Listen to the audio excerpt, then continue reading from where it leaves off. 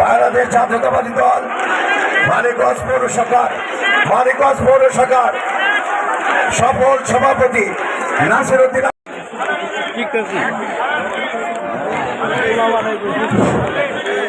বিসমিল্লাহির রহমানির রহিম।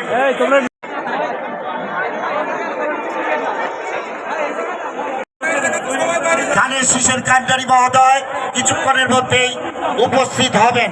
আমি এখন সবার কাজ শুরু করতে যাচ্ছি।